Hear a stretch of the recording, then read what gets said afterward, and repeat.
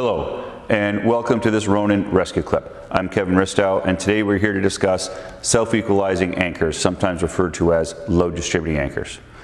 The question does come to us every once in a while, how come we don't use self-equalizing anchors in the rescue community, if at all? Certainly don't use them very much, very rarely. And the reality is the term self-equalizing anchor it's a misnomer, and it implies that this anchor does something which we know that it doesn't. What it implies, and certainly how the sliding X anchor was taught to me when I first started climbing a few decades ago, was that this anchor system would equalize any forces we put on it equally amongst its anchor points. And what I have rigged up here are two sliding X's. Each one is rigged to two independent anchor points. They're both crafted out of a 120 centimeter sewn sling. You can create these with cordage as well. Most commonly done with webbing, however. And by clipping this sling into two anchor points, making an X or a cross in the middle and clipping the carabiner through that X, we create a system where I can laterally shift this carabiner back and forth, and it appears as though both legs are being loaded equally. Now, we know that when the system is symmetrical, the carabiner is directly in the middle, each leg length is the same. We know that this system will do a very good job of distributing the load pretty equally between the two anchor points. However, we also know that by simply shifting this focal point to one side or the other, even just a very small amount, we create a disproportionate share of the load on the shortest anchor length. Now, that's common to all multi-point anchors. The shortest leg is likely to see the largest amount of load. However, because of the friction component with all the material crossing and wrapping around the carabiner here, it's exacerbated a little bit over, say, like a tied focal point anchor. Now, this is one of the sort of great qualities of the self-equalizing anchor, that it's going to equalize and it's going to be able to track. And like I said, it's pretty easy to show that it doesn't equalize. If we were to put enforcers on each anchor point and move this around, we could show that very easily. It's really some basic physics, some vector math. We could also show that the shortest leg sees the most force, generally speaking. Now, a hazard that a self-equalizing anchor brings to the scenario that is, it's quite often talked about, it's been written about a lot, is that of extension.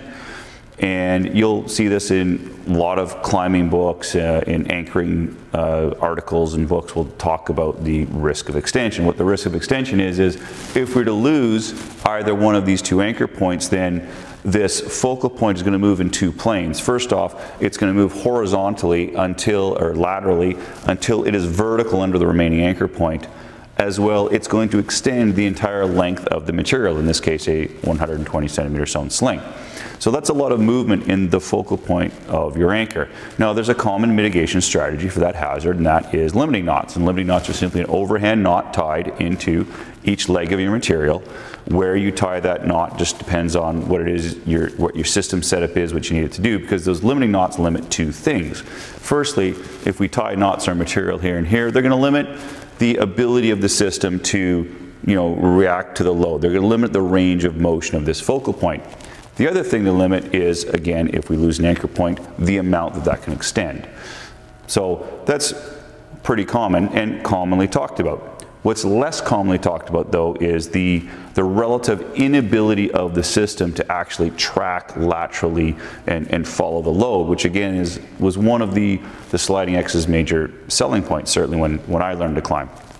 And this has been tested. Richard Delaney did some testing a couple years ago. That report's available on his Rope Lab website, where he crafted several systems using some different materials and different carabiner types and shapes, and try to, with a 1 kilonewton load hang on the system, induce a 5-degree lateral shift. And with a 1 kilonewton or 100 kilogram load hang on the system, he was not able to do that.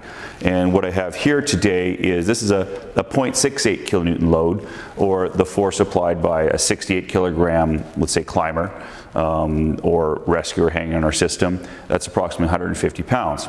And even at this mass, this level of force, I have difficulty getting any kind of lateral shift in here without really getting into muscling a lot of effort.